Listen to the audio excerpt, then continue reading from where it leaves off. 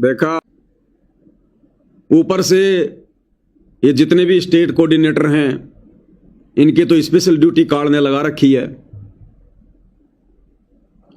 संगत थोड़ा बहुत आराम करना चाहे, मान लो किसी का मकान बन गया, अगला मकान एक सप्ताह बाद बनेगा, भाई ठीक है जी, तब तक तो अपना कुछ भक्ति कर लें।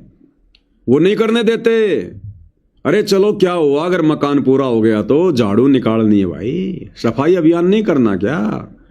अरे भक्ति सेवा करके धन जन नहीं जोड़ना क्या? झाड़ू निकाल के सतलोक नहीं जाना क्या? गली गली में, गांव गांव में संगत को, बेचारी को गधा बना के, बैल बना के और गांव गांव में सफाई करवाई जा रही है। कुत्तों का टट्टी उठवाया जा रहा है। अरे गांव में सफाई करोगे, सारी संगत ले लेके झाड़ू गांव की गलियों की सफाई कर रही है। अरे गली में तो भैया कुत्ता भी टट्टी करेगा, गधा भी पोटी करेगा। कुत्तों की टट्टी उठवाई जा रही है संगत से। संत रामपाल जी की इस तत्वज्ञानी संगत से कुत्तों की टट्टी उठवाई जा रही है। काल ने इतना नीचे गिरा दिया संगत को, बुद्धि विवेक विचार गए बाढ़ में। गुरु तो कह रहा कि उदय अस्त का राज मिले तो बिन नाम बेगार, अगम निगम को खोज ले बुद्धि विवेक विचार। अगम निगम तो छोड़ो, बुद्धि विवेक विचार तो छोड़ो। कुत्तों की टट्टी उठवाई जा रही है संगत से। एक वीडियो दिखाता हूं आपको। पंजाब का स्टेट कोऑर्डिनेटर दीपक साहब, और देखो ये विशाल सफाई अभियान और पंजाब के गांवों की सफाई करवाई जा रही है। एक बार वीडियो देख लो। मैं इस समय हम मौजूद हैं पंजाब के जिला फाजिल्का के कुलार गांव में, जहां एक प्रेरणादायक और अनोखा दृश्य देखने को मिल रहा है। यहां एक प्रसिद्ध संत के अनुयायी अपने गुरु के निर्देश पर पूरे गांव में सफाई अभियान चला रहे हैं। कैमरे में आप साफ देख सकते हैं कि भक्त हाथों में झाड़ू और अन्य सफाई उपकरण लेकर गांव की गलियों, सड़कों और सार्वजनिक स्थानों को साफ कर रहे हैं। स्थानीय ग्रामीणों का कहना है कि ऐसा संगठित सफाई अभियान उन्होंने पहले कभी नहीं देखा। गांव वाले क्या कह रहे हैं कि भाई ऐसा संगठित सफाई अभियान हमने आज से पहले कभी नहीं देखा। गांव वाले सही कह रहे हैं, गांव वालों को ऐसा ही कहना चाहिए।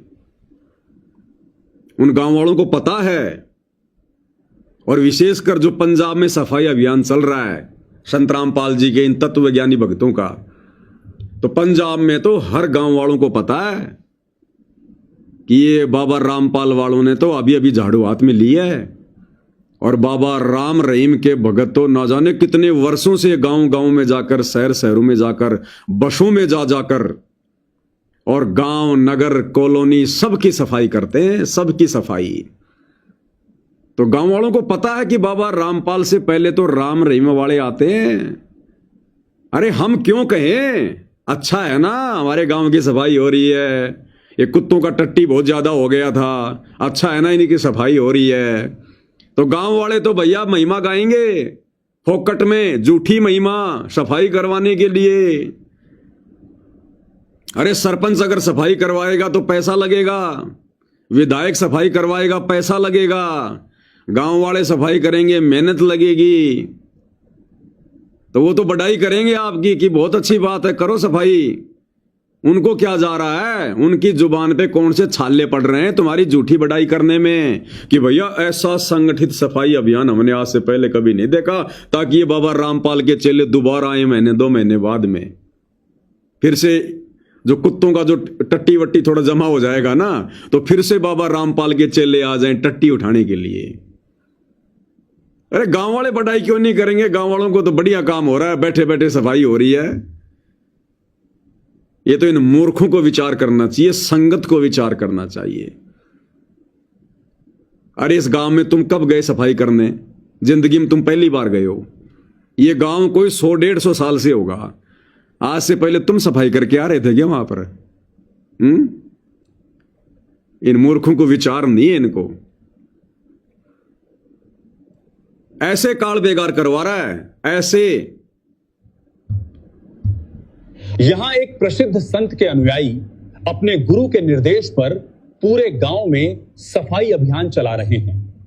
यह पहल साफ संदेश देती है कि अगर हर व्यक्ति अपने कर्तव्यों को समझे तो हमारा समाज स्वच्छ और सुंदर बन सकता है।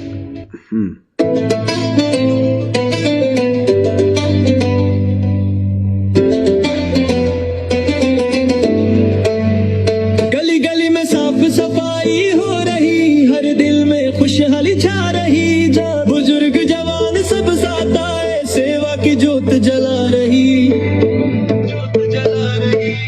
ना कोई छोटा ना बड़ा, हाँ, सब मिलकर कर रहे काम। संत रामपाल जी की कृपा से रोशन हो रहा कुलार गाँव जी। कुलार में सफाई अभियान चला है जी, संत रामपाल जी का नाम बड़ा है जी। कुलार में सफाई अभियान चला है जी, हर कोई सेवा। देखा, मूर्खों ने गाने तक बना दिए, गाने तक बना दिए। बताओ, उस गांव में घंटे 2 घंटे झाड़ू निकालनी थी और पहले जाने से पहले गाना तक बना दिया। भाई और बहनों, ये इतिहास बन रहा है, इतिहास। ये इतिहास लिखा जाएगा कि धरती पर सबसे ज्यादा मूर्ख संगत किस संत की हुई। सतगुरु रामपाल जी का नाम आएगा, सतगुरु रामपाल जी का नाम। सबसे मूर्ख शिष्य यदि धरती पर हुए हैं आज से पहले या आज, केवल सतगुरु रामपाल जी के भगत। अरे राम रहीम के भगत, आसाराम के भगत, निरंकारी पंथ वाले, जय गुरुदेव पंथ वाले, अरे ये तो इस प्रकार के धक्के खा सकते हैं क्योंकि इनके गुरुओं के पास संगत को देने के लिए कोई भक्ति नहीं है, पांचों यज्ञ नहीं है, यथार्थ सुमरण नहीं है, त्रिकाल संध्या नहीं है। तो बाकी संतों के भगत तो धक्के खा सकते हैं इस प्रकार की सेवा में। अरे सतगुरु रामपाल जी ने कौन सी कमी छोड़ रखी है। अगर आप ढंग से सतगुरु रामपाल जी की भक्ति मर्यादा में रह के करना शुरू कर दो, मैं कहता हूं आपको मुश्किल से घर से बाहर निकलने का समय मिलेगा। इतना भी समय नहीं बचेगा आपके पास में। ऐसी भक्ति सतगुरु रामपाल जी ने हमें दे रखी है, सुबह से लेकर शाम तक शेड्यूल बनाकर। आप अगर आधा घंटा भी कहीं जाओगे तो 20 बार सोचोगे। और यहां क्या हो रहा है, काल बिल्कुल बेकार करवा रहा है। बुद्धि पे बैठा, बिल्कुल बुद्धि पे छोड़ूंगा नहीं। बड़ी मुश्किल से पकड़ में आए हो और ढंग से रगड़ रहा, ढंग से कुत्तों का टट्टी उठवा रहा है, कुत्तों का टट्टी। ये सेवा करके ये सतलोक जाना चाह रहे हैं। ये सेवा करके लाख जन्म धक्के खाते रहना, सतलोक मिलेगा सतगुरु की सेवा से। ये तो तुम कुत्तों की सेवा कर रहे हो, तुम कुत्तों का टट्टी उठा रहे हो। ये तो तुम उन गांव वालों की सेवा कर रहे हो। गांव वालों की सेवा से तुम्हें सतलोक मिलेगा, उन अनुपदेशियों की सेवा से, नशेड़ियों की सेवा से। कितने लोगों ने बीड़ी पी पी के बीड़ी के वो टोटके फेंक रखे हैं, किसी ने सिगरेट का फेंक रखा है, किसी ने पान मसाला खा के वो थैली फेंक रखी है, किसी ने शराब पी के वो पौआ फेंक रखा है। और नादानो, तुम सतगुरु के भगत होकर और तुम लोगों की बेगार कर रहे हो, वो गंदगी उठा रहे हो। तुम्हें अपनी कीमत का नहीं पता, तुम्हें सतगुरु की भक्ति का एहसास नहीं। तुम्हें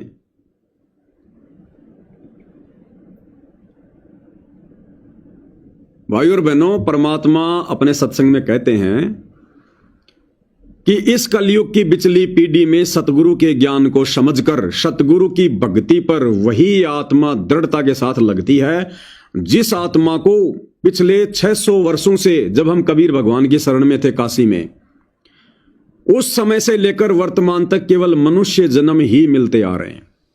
बीच में परमात्मा ने उस आत्मा को 84 में नहीं जाने दिया। केवल वही आत्माएं जिनको बारंबार मनुष्य जन्म मिलते आ रहे हैं, क्योंकि मनुष्य जन्म मिलने से परमात्मा हर जन्म में उसको मिले, थोड़ी थोड़ी भक्ति दी और वो रिचार्ज होता रहा, उसके अंदर वो भाव बने रहे, उसके अंदर वो चेतना, वो सद्बुद्धि वो बनी रही, तो केवल वही आत्माएं वर्तमान में सतगुरु की सेवा कर रही हैं, सतगुरु की भक्ति कर रही हैं। और ये जो गांव गांव जाकर जो ये लैट्रिन साफ कर रहे हैं ना, जो ये झूठा सफाई अभियान चला रहे हैं, व्यर्थ। ये भाई और बहनों, ये मनुष्य जन्म में नहीं थे। इनमें से कोई तो गधे की योनि से आया है, कोई सूअर की योनि से, कोई लक 84 से, कोई काई की योनि से। तो इनके अंदर वही भाव बने हुए हैं, कोई सूअर की योनि से, कोई कुत्ते की योनि से। तो वही गांव गांव भटकना, गली गली भटकना, इधर उधर मुंह मारना, व्यर्थ में अपना समय बर्बाद करना, इन आत्माओं के वही भाव बने हुए हैं, वही भाव। जैसे कोई बच्चा ज्यादा शरारत करता है तो बोल देते हैं ना, अरे पिछले जन्म में तू बंदर था क्या, सारा दिन उछल कूद करता रहता है। क्योंकि उसके अंदर वही गुण है, पिछले जन्म में वो बंदर था, ऐसे उछल कूद करता रहता था। अब मनुष्य जन्म मिल गया तो वो बंदर वाले गुण अभी भी हैं। तो ये सूअर की तरह गांव गांव, नगर नगर, गली गली ये नाक रगड़ते रहना, जो करने की चीज है वो नहीं करना, जो भक्ति गुरु ने दे दी वो नहीं करना, और करना तो फॉर्मेलिटी। गुरु की भक्ति तो मोबाइल में लगा लो, और गांव वालों की सेवा झाड़ू हाथ में लेके तन मन से करो। अरे ये शिक्षा दी है क्या सतगुरु रामपाल जी ने? इतना तो विचार कर लो कि ये बेगार तुम्हारे गुरु ने तुम्हारे से कौन से दिन करवाई। सन 1994 से गुरुदेव भगवान हमें शिक्षा दे रहे हैं, दीक्षा दे रहे हैं, सत्संग दे रहे हैं। अरे कौन से दिन, कौन से सत्संग में, कौन सी पुस्तक में गुरुजी ने लिखा है कि भगत आपस में इकट्ठे होकर गांव गांव जाकर उनकी सफाई करो, गांव वालों की। भगत लोग इकट्ठा होकर आपस में धन जोड़ के, पैसा इकट्ठा करके और जगत वाले लोगों के मकान बनाओ। अरे कौन से सत्संग में, कौन से दिन और कब गुरु ने खुद इस प्रकार की सेवा करके दिखाई, कब करके दिखाई? अरे ये परमपिता परमात्मा है। ये बेगार करते करते तो हमारे को असंख्य युग बीत गए। अब की बार भगवान हमसे अपनी सेवा करवाने आया है, सतगुरु सेवा।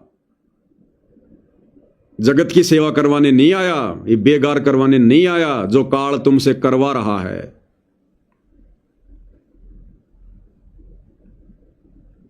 तो बताओ भाई और बहनों, परमात्मा जी अपनी वाणी में यही तो कह रहे हैं कि अगम निगम को खोज ले और बुद्धि विवेक विचार, भाई उदय अस्त का राज मिले तो बिन नाम बेगार। और आश्रम वालों को नाम मिल गया, भक्ति मिल गई, गुरु मिल गया, उसके बाद ये बेगार कर रहे हैं। फुट्टे भाग इनके, कहां ठिकाना है इनका?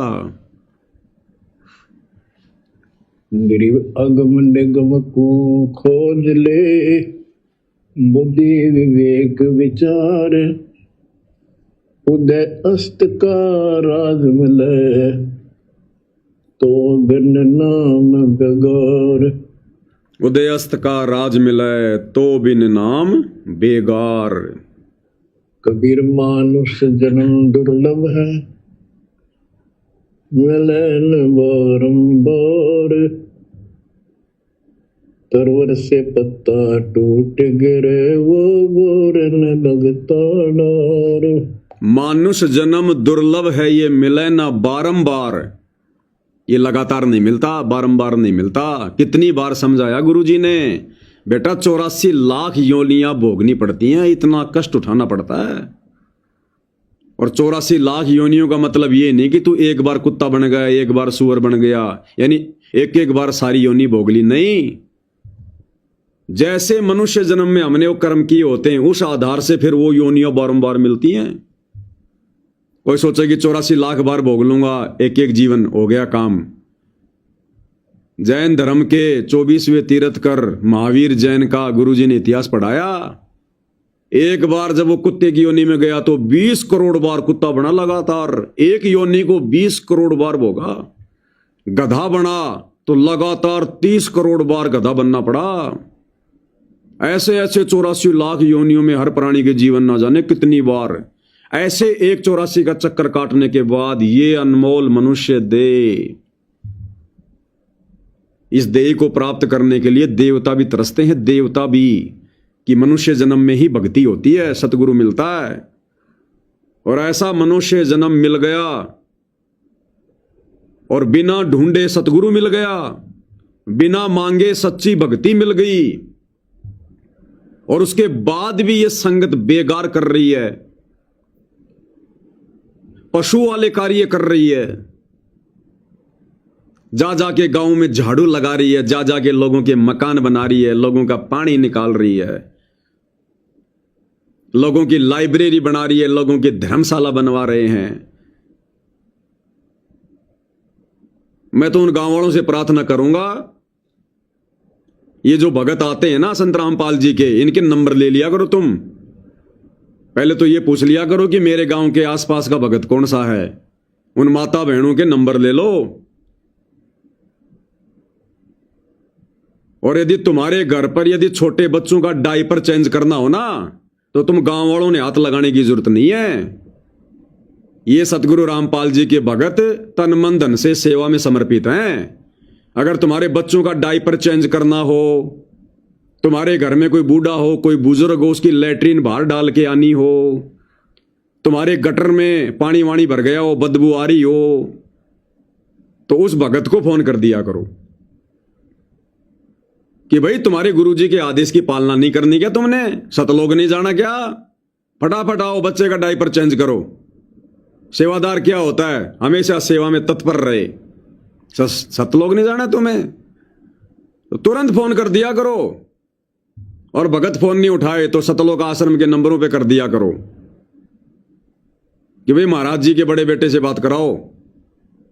ये कोई सेवा होती है? एक दिन आ गए, गाय का गोबर साफ कर गए, कुत्तों की टट्टी साफ कर गए, झाड़ू निकाल गए, बस हो गई तुम्हारी सेवा? ये सेवा है क्या? ये बाकी सेवा कौन करेगा? तुम तो सेवादार हो ना। सेवादार का काम तो 24 घंटे सेवा करना है, जब फोन आ जाए उसी समय सेवा करना है।